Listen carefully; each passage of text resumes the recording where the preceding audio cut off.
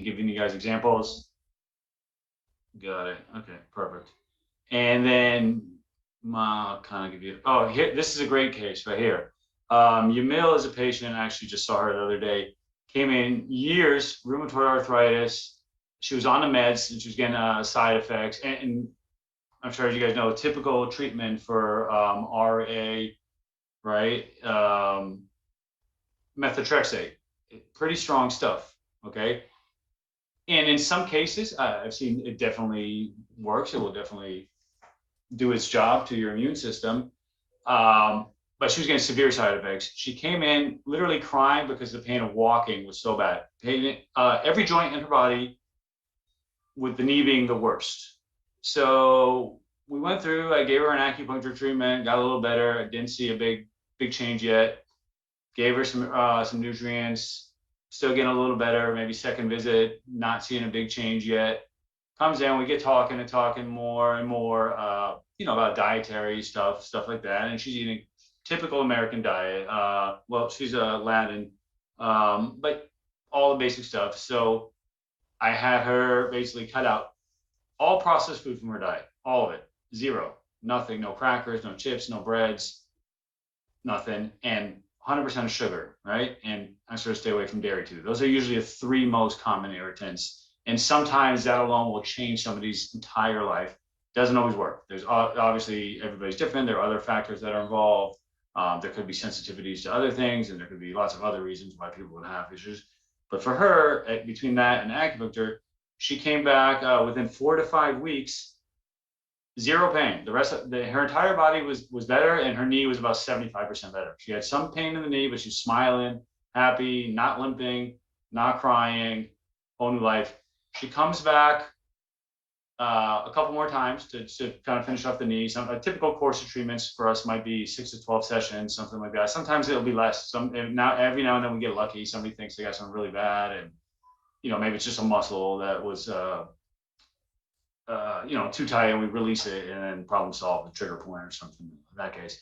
But she comes in a few weeks later after having told me, this is the best she's ever been, no meds, no pain, a little bit in the knee. Comes back in, a week later, all the pain is back. Right. So I'm thinking, maybe we were lucky. We put it in remission for a little bit, but she still has this problem. So I get talking with her, and this is why it's important to kind of look into these things, or have somebody that will take the time to look into these kinds of things. I said, well, we had changed the diet. You were doing so well. You had no pain for about a month or so. What happened? What did you eat yesterday? And she tells me, well, I was at a party yesterday. I had a slice of cake. And that shows you. So now we know for sure sugar, perhaps artificial colorings in the food. Some people have allergies to that kind of stuff. And unfortunately, this is another big issue that we have. A lot of the, even the dyes in the food and medications, even some of a lot of the pharmaceuticals and over the counters have food colorings that are actually illegal in other countries like Europe and other places. They have a lot of known carcinogens basically in some of the food dyes that we use here in the States that are not used in other parts of the country. And I could go into lists of them and go on and show you plenty of stuff on PubMed and European agencies that have actually banned certain of these things, and we're still using them. So you never really know, and honestly, that's not my first go-to. When people come in, I'm not one of these practitioners who are like, well, you got to change your entire diet, because patients don't want to hear that, and that's not always the problem. And one of the reasons we have a problem in our countries is self-control, and people come in, and we know when they're going to come to you guys, they're actually going to want you to prescribe them something that's going to fix all their problems, and sometimes you may, and a lot of patients won't listen, and they won't take the care, and some patients won't take their meds or their vitamins or other stuff. But it's our responsibility, I think, to give them the option. So being able to, refer to a nutritionist or an acupuncturist, or maybe incorporate some of these kind of things into your practices in the future, like functional medicine or nutritional training, can really have a huge effect on people's lives and reduce the amount of unnecessary testing and waste in the system and medications, and really improve people's qualities of life. Here's a couple other ones. Uh, well, here's another one. This was actually a friend's mother. Came in 5+ years of abdominal pain, constipation, sinuses, headaches, real bad stomach cramps all the time. Coming in, they had her on everything from omeprazole and Miralax and all this kind of stuff for years. Taking these things, not getting any better at all. And I get talking to her, and Lynn, what are you eating every day?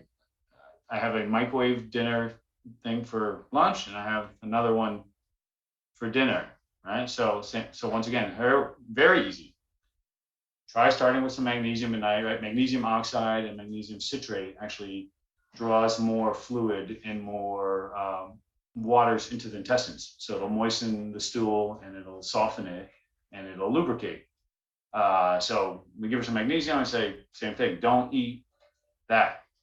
Just eat real fruits and veggies and whatever else you want, sweet potatoes, meat, but make it or buy it made, just not a little something out of the box, not in a microwave. Boom, within a few weeks, no more pain, gone, done. This one, acute sciatica, we do really well with this kind of stuff.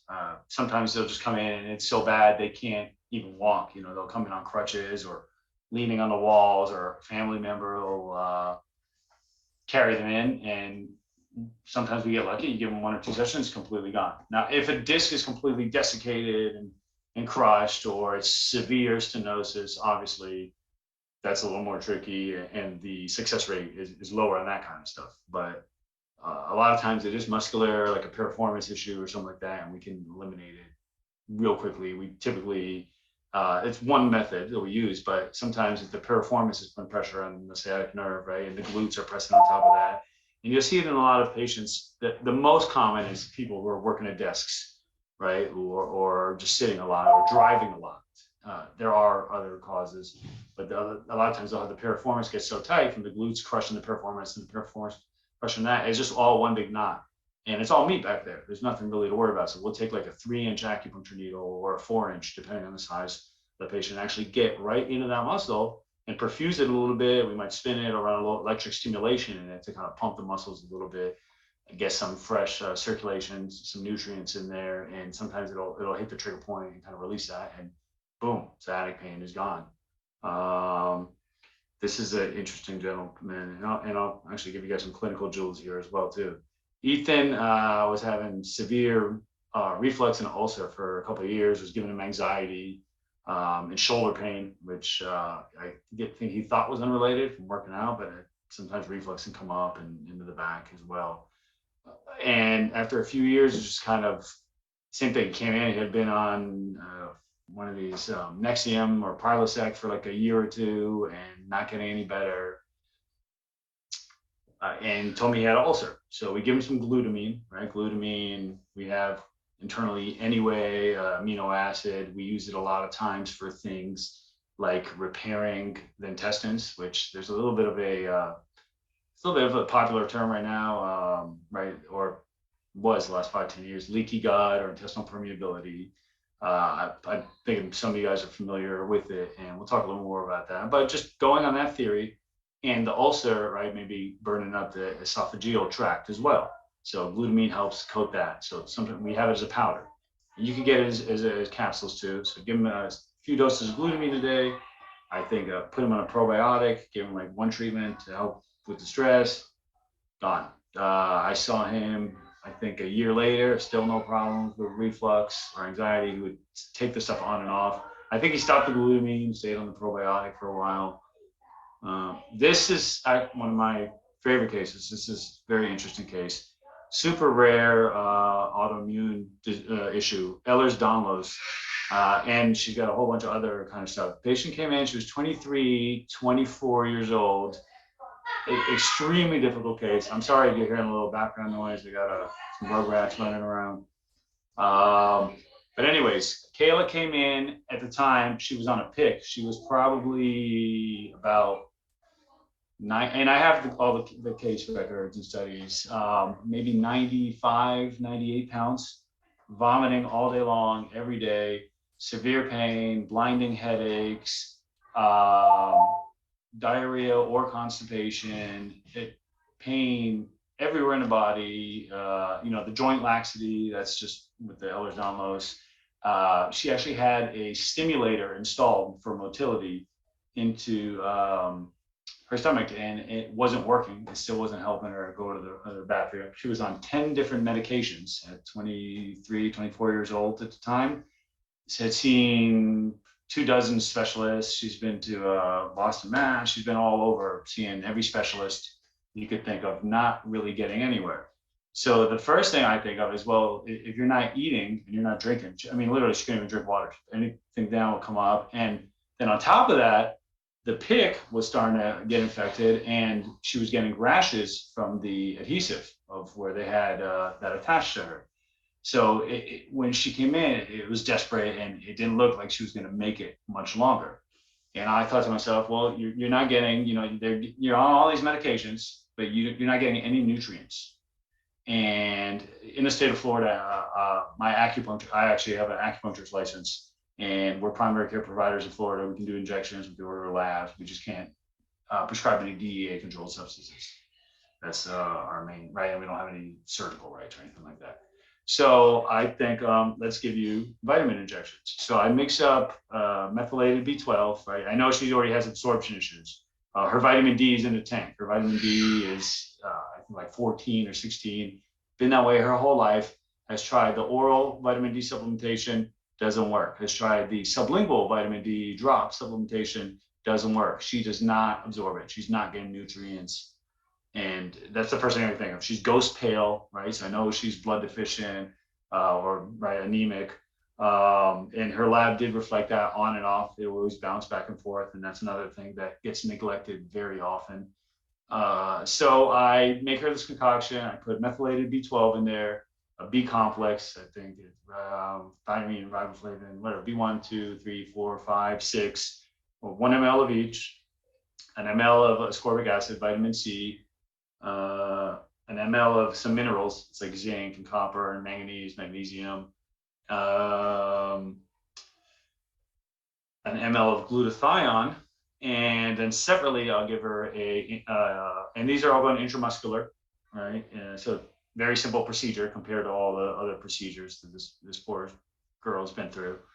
And actually I went to this after trying the herbs and acupuncture. The acupuncture was giving her some temporary relief, but it wouldn't last more than half a day or a day. So I said, well, what else can we do? And that's when we got into doing the injections with her. And I would give her separately an ml, which is 50,000 units of vitamin D, right, calciferol. And within maybe a month or two, she was eating, she was drinking. Her stimulator's been off for like over 2 years now. They just don't want to take it out yet, just in case they want to put it back on. She went from 10 medications to 3 medications. She still has some flare-ups here and there, well, with different pains like headaches and different period pain and stuff like that occasionally. But for the most part, she'll come in to refill herbs every now and then, and I make her like a custom mixed herbal tea. She can take vitamins now. Her absorption is not great, but we've been maintaining her vitamin D levels just from the intramuscular injections. That's pretty much the only biomarker that I've been following other than how she's feeling. Last time she came in with her latest update, which is maybe 2 years later, vitamin D is at 42. So, right, acceptable, good range to be in. So that's an interesting case. I'll still see her every now and then. She works with a geneticist down at University of Miami, Dr. Fergani. And so after getting her hopes up to go down there at one point, she went down there, they did all the testing on her there. She was hoping they would come up with some kind of something to, help her. And at the end of the day, it was like pelvic floor therapy, right? Which is helpful, and she does still do it. But we got to look at what else can we do. And these are just some simple things to think about that you guys can easily incorporate into your own practices later or refer out to. Let's see what some of these other ones. This gentleman is an orthopedic surgeon, a friend of the family, had plantar fasciitis. I treat a ton of plantar fasciitis, and our success rate with it is ridiculous. Playing tennis, athletic his whole life, had pain for months and months, NSAIDs, the foot rollers, I don't know, TENS units, foot massage, not getting better. Total disbeliever in acupuncture, thinks it's ridiculous. We give him one treatment. The next day it was like 80% better or 90% better. After a couple treatments, pain was gone. That was also a couple years ago, hasn't returned. This gentleman here, Barry, anxiety and panic attacks his whole life.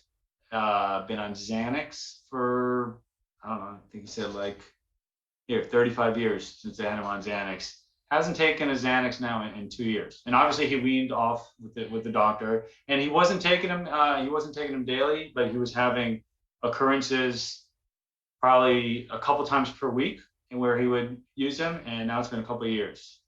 And we switched him out to some simple stuff.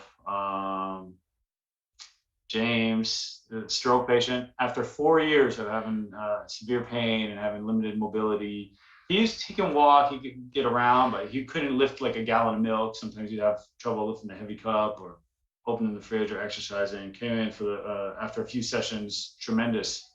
Well, here, this was from him. He said after 2 treatments, he had about 70% less pain and 40% improved range of motion. He was able to actually lift his arms higher and move around better. Some of these, chronic headaches, hot flashes. I get Dr. Krinsky, the one that I showed you. He's actually one of not too far from us, and he sends me a ton of his patients. I get referrals from him all the time because he's GYN for women going through menopausal symptoms, and we have amazing, very effective options for that kind of stuff. And between the nutrients and the functional medicine side and the herbal medicine side and the acupuncture and sometimes just little lifestyle modifications that we could help people with. And one of the interesting things when you're doing this kind of medicine or integrative medicine or functional medicine, a lot of times it's customized. Functional medicine is customized for the person based on labs and some symptoms. But with the Eastern medicine, even more, where you're looking at the constitution, the body type. We're looking at things like, is this person, not so much for orthopedic procedures like orthopedic acupuncture, but things like, is the person more of the hot type? Are they the cold type? Are they always wet? Are they always phlegmy? Or are they bone dry, right? Is the skin look dry? And yes, please. I do have a question about this because this is exactly what I was going to ask you earlier. That came to my mind. So how do you diagnose patients, considering that there's just these patients that have such like different symptoms? Like, what is the process of diagnosis for you? Thank you so much for asking that question. That's a great question, and a good way for me to get out of just making you watch a million videos here. That's so from the Eastern medicine perspective, and even when I'm practicing like functional medicine, it's 2 different things, and I try to kind of meet in the middle. Functional medicine is more allopathic, right, where you're looking for them hopefully to have a diagnosis, or we'll take a look at their labs and see if there's anything that was maybe not red. Well, sometimes it will be stuff that was red flagged from their MDs or their primaries or wherever that they're sending in, and they're bringing their labs into us. And sometimes I'll actually have to order labs for the patients. And we have a phlebotomist in my office and different EMTs that come in and do IVs and stuff like that for people. So if we need to run extra labs, the patients actually prefer to get it done in-house with us rather than go wait in a room with 30 people at Quest and be there at 6 o'clock in the morning or whatever. So we will use labs for some stuff. We will use imaging. Patients will bring me x-rays, EMG tests, MRIs. I typically prefer the report. Okay, so listen, I'm not a radiologist. I'm not the specialist. Bring me the report. I want to know the clinical findings. We can work with whatever your doctor diagnosed before. So they will bring in medical history, or sometimes they'll come in, and then sometimes it's been misdiagnosed, or sometimes they can't find a diagnosis for them, which is why they're coming to us, or they've been diagnosed and treated and the treatments aren't working. And sometimes they'll come into us as first line of defense, and we have to decide what we're going to do with this. So from a Western side and from a functional medicine side, we're going to try to nail down some kind of differential diagnosis and see, do any symptoms match? I use orthopedic exams too. So I'm trained in like sports medicine, acupuncture, and orthopedic acupuncture. So we do examinations if it's for knees, valgus, all that kind of stuff. Some of the other tests. And we take a very extensive medical history. That's part of it. It probably more time than the average primary is going to spend with a patient. When somebody comes to me for the first visit, I'll generally sit with them for about 20, 30 minutes before we do any sort of treatment. And I'll get a comprehensive medical history where I'll go through any of the imaging or any tests that they've brought in. And then I'm going to ask them a whole bunch of questions. If it's pain, where's the pain? Maybe do a couple tests, trying to figure out if it's particular muscle or tendon or ligament damage. Is it trauma? Did they wake up with the pain? Is it hurt more when it's cold? Does it hurt more when it's raining outside? Is it first thing when you get out of bed in the morning? Is it after sitting or standing, right? So we use all these different things into consideration. If it's internal medicine stuff like hot flashes or digestive or hormonal issues, I deal with a lot of thyroid type of stuff, and that's a tricky field on its own. So we'll ask them questions from the Eastern medicine diagnosis, and we have this charted in books from 2,000 plus years ago. They were already doing case studies and had literature on this. There's 10 plus questions that we like to ask. We ask the patient if they typically feel subjectively more hot or cold. Do they have spontaneous sweating? Do they have night sweats? Do they get headaches? Do they get dizziness? Do they have any eyesight issues, any hearing issues, tinnitus? What are their bowel movements like? Any undigested food? Are they solid? Are you going daily? Any mucus or blood in there? What their urination is like? How they're sleeping at night, right? Are you having trouble staying asleep? Are you having trouble falling asleep? Do you feel rested in the morning? I'll usually ask a few dietary questions if I think it's relative, if it's something like dietary, or it could be anything related to diet actually. So sometimes I'll ask just what's a typical breakfast, lunch, and dinner look like? What do you do for snacks? What else? Multiple pain areas. We'll check for different things. Ask them, do you have anything going on in the torso, right? Any tachycardia, any palpitations? For women, maybe the most important is what's your cycle like? How many days? How long does it last? How painful is it? Is there a lot of clotting? Or what color are the clots? What color is the blood? When do you get the pain? Do the headaches come with it, or before the period, after the period, during the period? What, depending on the different stuff. What other symptoms do you have with your cycle? And if they're menopausal, sometimes it might even be, what was it like back then? So I could kind of put together an image in my head of what their body type was like before and then. So these are some of the questions we'll ask. There's a few other ones. What's appetite? Are you thirsty? Number one, most overlooked thing probably that you all please ask your patients.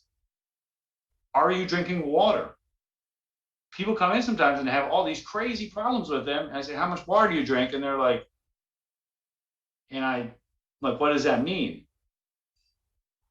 And I've had a patient and I asked them, when's the last time you drank water? And they couldn't remember it. It had been weeks. Okay. So I said, well, what are you drinking? I have 3 coffees a day and 2 sodas and, a bottle of juice or something. Like, you can't survive like that. Right. And I explained to them what that's doing to you cognitively. And if you're even a little bit dehydrated, your organs aren't going to function. That's going to mess up your joints. Your cartilage is going to be dry. Your tendons, your muscles are going to be all dry. So you're not going to recover. I could keep on putting a Band-Aid or giving you a treatment for the rest of your life, but you're not going to get any better sometimes if you don't make these lifestyle changes. And some patients will not make changes. And I've had a patient tell me one time, I would rather die than change my diet. And I've had patients like Yamil over here that got off the rheumatoid drugs and got rid of all her pain because she was willing to just not eat sugary stuff. So this is all stuff that we take into consideration from Eastern medicine diagnostic. And I'll give you a little bit of information from the Eastern medicine. We put people in classifications. Well, there's multiple different diagnostic methods, but one of them is to kind of classify, is this person, if it's not, and this is more if it's not an orthopedic issue, trauma is something else. But if it's some kind of internal issue, whether it be PCOS or headaches or abdominal pain, we're always going to try to figure out if the person is naturally more hot or are they more cold? Are they more dry? Are they more wet? Are they yin deficient? Are they yang deficient? Right? And we're kind of looking to put people in categories like, are they more hypo or more hyper? Right? Which is things that we can relate to. So, and then we'll give them what their body needs and what their body's asking for. Right? Some people are so, let's say we consider them wet or damp, right? If they have a cup of water, or they start to eat and they feel full, and they're typically overweight and phlegmy and mucousy, right? Or maybe not, but you could have mixed symptoms and mixed patterns. So we could say you might be hot up top and deficient below, and there's 2,000 plus years of documentation on this kind of stuff. And that's actually a good segue. I'll get back to that in a minute. So that's one of the methods that we use for diagnosis. And if somebody's the kind of person that's hot all the time, right, we'll tell them, hey, well, let's try giving you some herbs that are cool. For example, why don't you have some mint and chamomile tea at night? And sometimes that will be game changing for somebody, right? And sometimes not. And that might make the other person worse. You take somebody who's hypothyroid maybe, and they're cold all the time. Oh, and I love drinking chamomile tea. You might be further suppressing endocrine production, right? And different transformation processes that the body needs. So it gets pretty deep, and the herbal medicine is actually super fascinating. And that's been our internal medicine for thousands of years. And on top of that, now from the functional medicine standpoint, is basically using nutrients. So we do have a lot of modern science on nutrients and vitamins and supplements. And there's a lot of mixed data out there too. I'm sure you guys have seen different studies. And what I will tell you is there's obviously not all these studies from both sides are always done well. So there's a lot of mixed information, and the quality, just like anything, the quality makes difference, right? If you're getting medication when you want something that was, well, all our meds are coming over from overseas, but if you wanted a steak, are you going to a nice steakhouse, or do you want a steak from Denny's, right? So if you're getting low grade supplements that are full of things that are inflammatory to you, like these dyes that other countries have already labeled as known carcinogens, is that going to perform like something that is higher grade and has more quality control and was made in in a good factory? So there's different levels, just like with anything. And unfortunately, you don't always get what you pay for. You might be getting the most expensive stuff and be getting absolute garbage. So it's not always the price. And however, if you usually look for that kind of nutrients from the big retailers, you're usually not going to get the greatest products. Doctor, So yes, does that answer a little bit on the diagnosis? yes. I was just wondering, what about exercise? Like, do you where does that fall in the Eastern treatment? There is no separation. And even if you go back, I've studied in China, actually at Shaolin Temple too, studied Kung Fu there and medicine there with the monks, and worked in the hospitals in Beijing and throughout. It's connected. And I've been in martial arts my whole life. That's kind of how I got into this. And well, after I had a severe health crisis of my own that was completely unresolvable from the medical system about 10, 11 years ago, and I'll tell you about that in a minute. And I had already been probably doing maybe too much exercise at the time. So I teach Qigong and Tai Chi. I teach patients even when they come in for acupuncture treatments. If it's, let's say it's a neck issue, I work with patients on posture, which is basically the foundation for any sport or martial art. I do recommend they do some exercise. What I recommend for most patients, honestly, if they're not already exercising, I tell them just walk. You don't have to do CrossFit, just walk. You can't do 20 minutes, do 5 minutes, do 10 minutes, right? And from a functional medicine standpoint, and we know this biologically, nothing really works in the body without circulation, right? Your heart doesn't work, right? I mean, if you have atherosclerosis or plaque buildup, or if you're sitting on a couch all day, what does that do in your kidneys? What does that do in your circulation? How does your endocrine system work if things aren't circulating, right? Nothing works.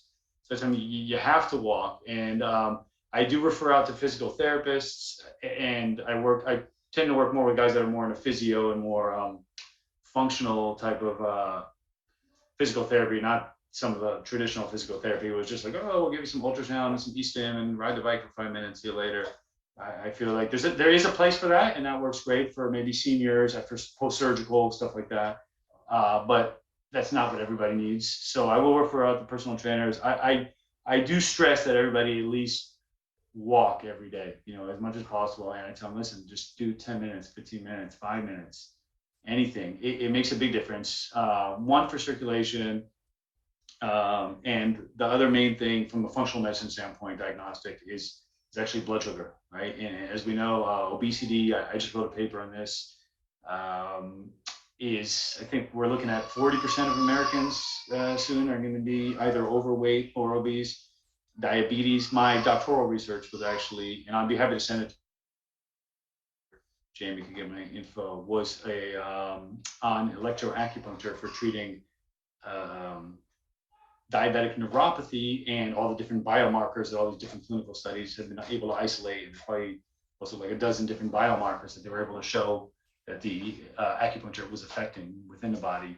And it was animal and human trials. And of course, we still need lots more trials, but the definition of the scientific method, there's a lot of backlash, I think, within the medical system, thinking this stuff is kind of pseudoscientific.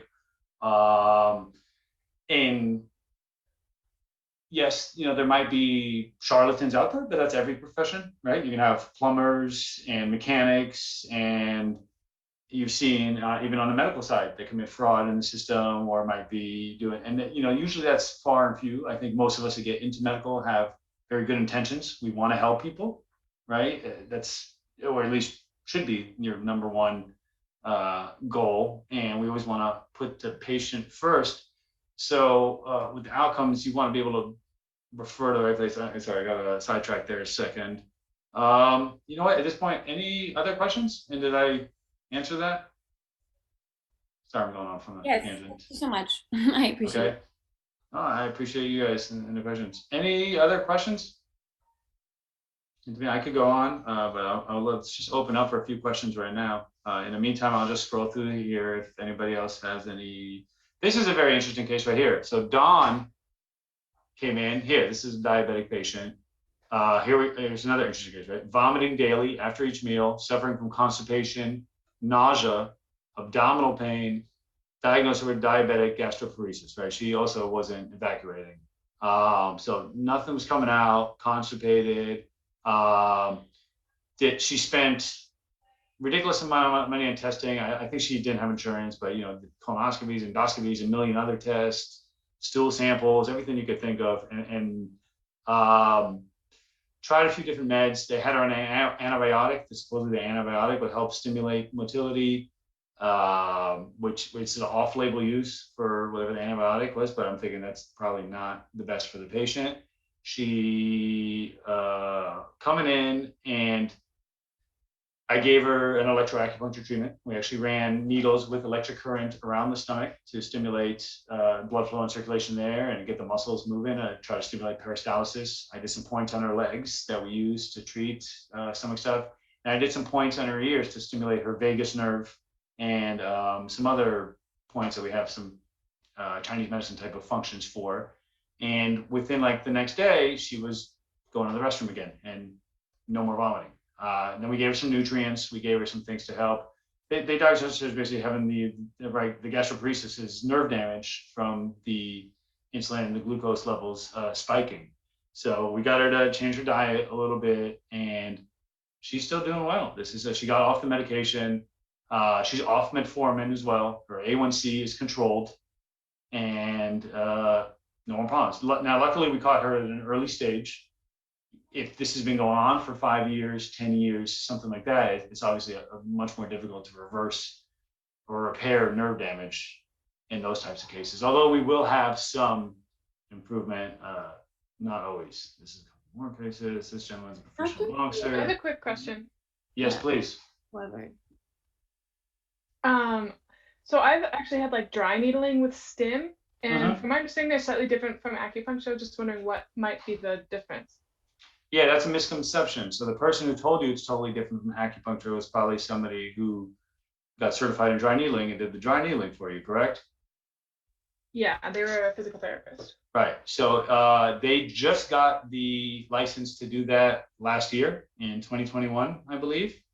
For a physical therapist to be able to dry needle in the state of Florida, I believe it's either 25 hours or 50 hours of training. So it's not a lot of training. And that's how they are sold by the people who make and market those courses. They tell them that it's different from acupuncture, and it's not acupuncture, and it's this new technique, right? And for an acupuncturist in the state of Florida to practice acupuncture, you need minimum 3,000 hours of training. I've probably logged 5,000 plus and a whole bunch of other extracurricular stuff on top of that. So one, it's out of their scope of practice, and what they're claiming to do as far as dry needling is to not be using the channels and the meridians and the points, and be needling specific injuries like muscles and tendons and ligaments, which we do in acupuncture. There's actually hundreds of different styles of acupuncture. There's Japanese acupuncture, there's Korean acupuncture, there's Tibetan acupuncture, there's hundreds of styles from within China. And if you look back at the literature, even from 2,000 years ago, in the Neijing, one of the first medicine books from that time, they actually talk about they talk about making sure you have an accurate diagnosis, needling the specific depth that you want to go, and needling alongside muscles and tendons and things like that. So this is nothing new. The gentleman I did my sports medicine acupuncture training with has been teaching it since the 80s. There was no such thing as dry needling then. And with a population of 1 billion people over there, or hundreds of thousands of practitioners all over the world for the last 2,000 years, you really think nobody's thought to needle into a muscle or tendon before? So that's part of their sales pitch. It's completely ridiculous. Most of the points in the meridians are along fascial channels, or they're actually anatomically located around joints or around muscles and tendons and stuff like that. So the common, now where there's a little truth to it, is the common style of acupuncture, that what they call traditional Chinese medicine now, taught in most acupuncture schools. The language is a little different. They are going to talk more. Let's say if I have a shoulder injury, right? They are going to needle, let's say the meridian that basically would follow the fascial plane, right, going down the arm, right? And we know that there's nerves and distal veins and arteries that are also leading back to these same areas. So that's part of the theory. And we can talk a little bit about the science of acupuncture, and I want to show you guys a couple different things as far as that goes. So you can't really argue with PTs about that kind of stuff. They just want to do, you know what else they're doing now? They're doing spinal manipulations as well. So they just keep trying to extend their scope of practice. And personally, I've benefited personally tremendously from chiropractic. I mean, I can honestly tell you I'd probably be a cripple if it wasn't for some of the chiropractic. Does it work for everything? No. Does it fix the problem? Generally, no. You need to work with a good physio to correct any imbalances in structure and things that you have as well. And there might be other therapies. And once again, if you're dehydrated or whatever, you're not going to feel better. Your bones, your muscles, nothing's going to feel better. But my point is, I've been trained in some manipulations as well. I studied a little bit here, a little bit in China, but I don't go around adjusting my patients' necks because it's not my specialty, and I don't want to hurt anybody. And when people do get injured with acupuncture or dry needling, 99% of the time, and it's very rare still, but 99% of the time, it's usually a PT or a chiro that's doing dry needling, and they'll end up causing a pneumothorax on a patient because they're needling into their chest or in their back or through clothes, and they just, they did a weekend seminar and now they're putting needles into people. So there's any other questions on that or dry needling, or any other questions in general? I hope I explained that well. Yeah, I would like to know your indications for Qigong and Tai Chi and what styles you practice, because I also practice Tai Chi. Very cool. Awesome. So I started with my Qigong master, who's the gentleman that got me into acupuncture. He's been practicing for 40 plus years now. It's called Blue Dragon Qigong. And I started with him about 18 years ago and exclusively practiced that Qigong system. It's pretty comprehensive, and he's had a bunch of different systems kind of put into there too, and incorporated things like tapping and 6 healing sounds and some of I know that Qigong guy. systems. George Love? Yeah, I met him at a festival like 3 or 4 years ago. Cool. He's a cool guy. he's a character. But yeah, so that's my Qigong Sifu. I also studied with a lot of other people. Like I spent time living in months and months at a time in China, studying at Shaolin Temple. I have Shaolin Sifu. I practiced a couple different martial arts. So different martial arts systems, especially with the Chinese systems, will have their own styles of Qigong, and I practice some of the well-known ones, like Bhagwan Jin and a couple other systems as well. As far as the Qigong, the Tai Chi, I have a Chen form and I have the 24 Yang style form. That, and I've just been in a whole bunch of other martial arts my whole life. Indications, I don't know that I really give them specific Qigong exercises, or I try to mask it in under like other stretches and exercises sometimes. Because most patients aren't coming to look for that. If they ask for it, I might give them something. And with the Qigong, there's different exercises for different organs or different emotions or for different meridians and stuff like that. So sometimes you could break the Qigong down like that. And what I will tell you, what I do with a lot of patients, though, especially the ones that come in for stress and anxiety and who are just sick of just getting loaded with drugs and drugs and drugs, which a lot of times are not working. And a lot of those drugs were meant to be used more for short-term stuff. And sometimes these patients will come in and they've been on them for years and years, is I will teach just basic breathing exercises to patients, like diaphragmatic breathing or box breathing, like 4-4 breathing or 4-7-8, or just different breath work with postural corrections. And maybe if they come in with a specific orthopedic thing, if I think it's a hamstring thing or a glute thing, I might give them a stretch or two to do for that, or a Qigong stance or martial stance that could maybe open up the hip flexors and psoas or something like that. I used to teach a lot of classes. I taught professionally for many, many years. The last 2 years, I had 2 children in 16 months. And opened a new clinic, and we got another one opening in Boca with my brother, who's a DO and a hospitalist. He does all internal medicine, and he's, I think, especially with everything going on the last 2 years, he's like been in the hospitals the last 10 years. He's like, I'm done. I want to go into private practice. So we got a place opening up. On occasion, I do seminars. I just taught one for the city of Margate. The mayor invited me over there for their new facility that they had over there. I've taught for the city of Coral Springs. To their firefighters and police. I've taught to city of Parkland. I've taught classes at Barry University and a bunch of other places. And I try to kind of mix a little bit of all this stuff. But if you want, you can get my info from Jamie. I'll be happy to chop it up with you all, with anybody that's on here. If I can ever refer you all in the right direction or help with any weird cases or something, I'm happy. I think we need to work together. You guys are basically our future.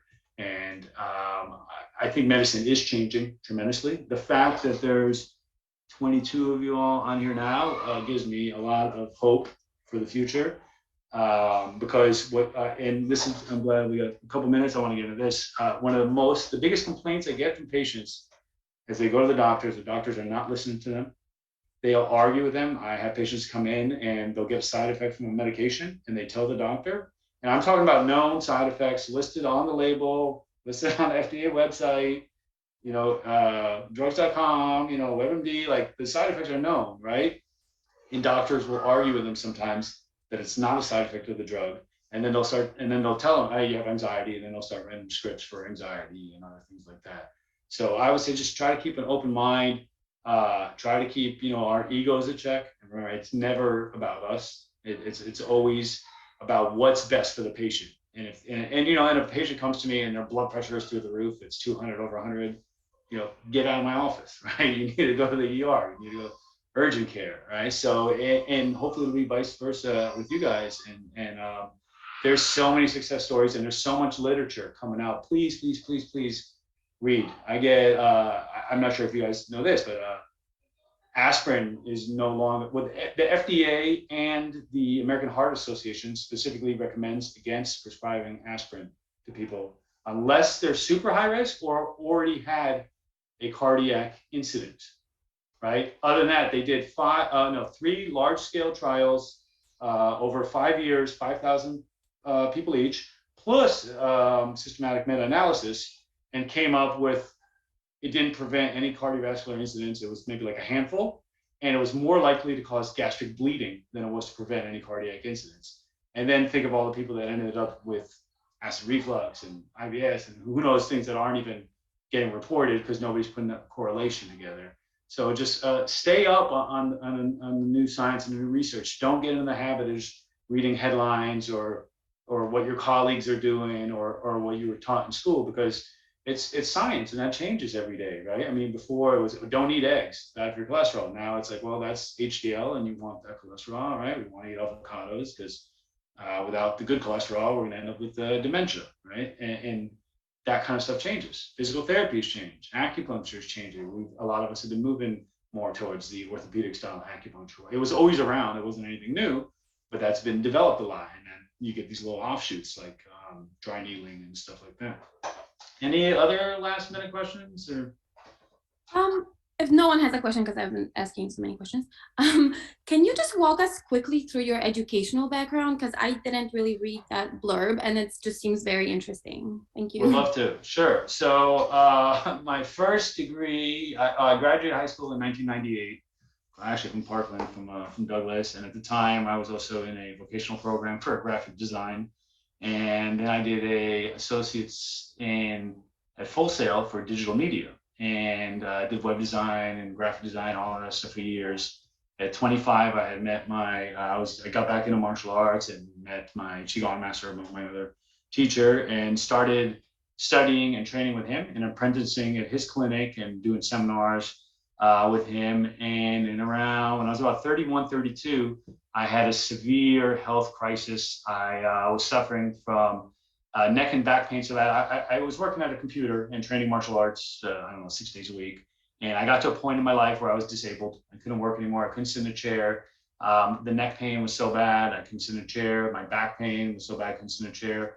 I was waking up, carpal tunnel. I was scheduled for 2 different carpal tunnel surgeries, never did. I was waking up with my hands burning and numb every night. I was having hot flashes, chills, fatigue, depression. I was sleeping 12 hours a day and still tired. And this is going from somebody who slept 4 or 5 hours a day my whole life and worked out every day and did all the healthy stuff, was eating right and everything.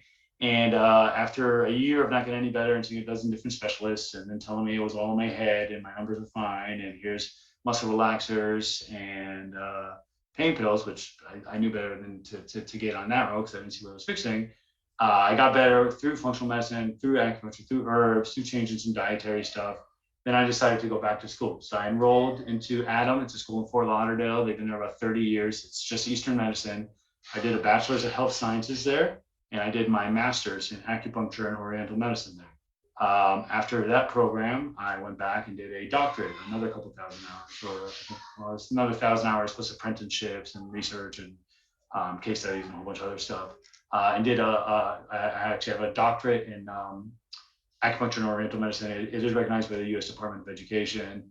And besides that, I've done a whole bunch of functional medicine training with different companies that do functional medicine. There is no actual school for functional medicine. There's an institute. It's not accredited. The education is good there, but there is no accreditation or anything for functional medicine. But I have a bunch of certifications in that. And that's just using vitamins and supplements based on people's lab work and stuff to get them better. I've done stem cell therapy training. I do injections of homeopathics, vitamins. I do PRPs in the office. So we have a centrifuge. I have it's the phlebotomist comes in, we do that kind of stuff. I just did another training this weekend and even a little bit of cosmetic stuff for the new place we're opening in Boca. I have an IV certification, a whole bunch of different martial arts certifications, and then a bunch of study in China. I've probably been over there 3-4 times now. Last time I was in China, I was there for 6 weeks, studying Kung Fu and medicine. I was there the year before that for a month. I would have went again last year, but I can't get in. Hope that answers. And I read a lot. I mean, when I have not free time, but if I have a problem with a patient, I'll take my personal time in the middle of the night. I'm looking stuff up and seeing if there's any other stuff that I could find that might be able to help this patient, whether it's different herbs or it's, whatever it may be. Hope that answers. Any other questions? So can I just follow up on that? So yes. What would you suggest for us, considering that we are already in our DO programs? How would we integrate, in your opinion, this kind of, knowledge, like certificates that you could recommend, or I don't know, just that kind of information or question? Definitely. What I would say is first, probably, what are you guys at all different stages, or is everybody in the same stage in the program? Some M2s, some M1s. We're just first and second years. Gotcha. So the best recommendation will probably be just do a little bit of very light reading and don't go too crazy right now. I'm sure your program's probably pretty difficult. Some of you guys are working or have, other obligations. Slowly just looking at the certifications are great. If you can fit them in your schedule now, you can.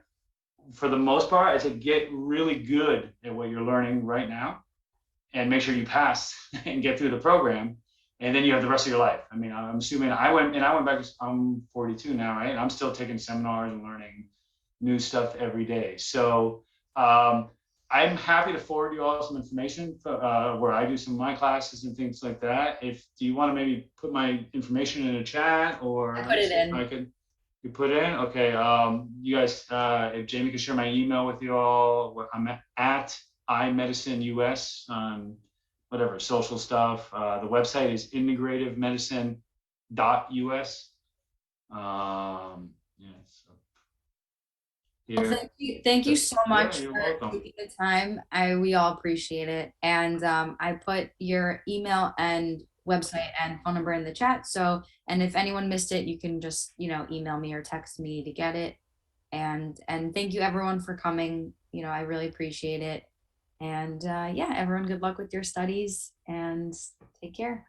Awesome. It was so nice to meet everybody and really appreciate you all taking time to learn about this stuff. I mean, honestly, you'll be able to affect a lot of people's lives. You're going to be doing it anyway, but the more tools you all have in your toolbox, the more you'll be of service to your patients. And in turn, the more successful you'll be in life as well.